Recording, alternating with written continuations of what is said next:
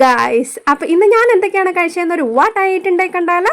അപ്പോൾ രാവിലെ ഒരു കപ്പ് ചായ അങ്ങ് കുടിച്ചു. പിന്നെ ഞങ്ങൾ ഇന്ന് പുറത്തേക്ക് പോയിട്ടുണ്ടായിരുന്നു. അപ്പോൾ രാവിലെ ഒന്നും കഴിക്കാത്തത് കൊണ്ട് ഒരു മസാല ദോശയും വടയും മുളക് ചമ്മന്തിയൊക്കെ കൂട്ടി അങ്ങ് കഴിച്ചു. വീട്ടിൽ വന്നപ്പോൾ തീരെ വിശപ്പില്ലായിരുന്നു.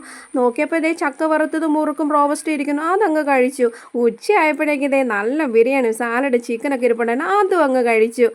നല്ല ടൈറ്റിങ് ആണ് കേട്ടോ, നന്നായിട്ട് വ്യായാമമൊക്കെ ചെയ്യുന്നുണ്ട് വണ്ണം കുറയ്ക്കാനായിട്ട്. പക്ഷേ ഇതൊക്കെ കാണുമ്പോൾ അങ്ങ് കൺട്രോൾ പോവുക. അപ്പോഴാണ് നോക്കിയപ്പോഴേക്ക് ചക്കലുവ ഇരിക്കുന്നത്, അതൊരു പീസ് അങ്ങ് കഴിച്ചു. പിന്നെ നോക്കിയപ്പോൾ ദേണ്ടേ നേന്ത്രപ്പഴം കെട്ടി തൂക്കിയിട്ടേക്കുന്നു, അത് കണ്ടങ്ങ് വിടാൻ തോന്നുവോ? അതിലൊരു പഴം പറിച്ച് അങ്ങ് തിന്നുകയും ചെയ്തു. എൻ്റെ പൊന്നോ, ഇതെന്താണ് ഏത്തയ്ക്കപ്പോളി ബീഫ് കറിയും? എനിക്ക് വേണ്ടായിരുന്നു, തീരെ വിശപ്പില്ല.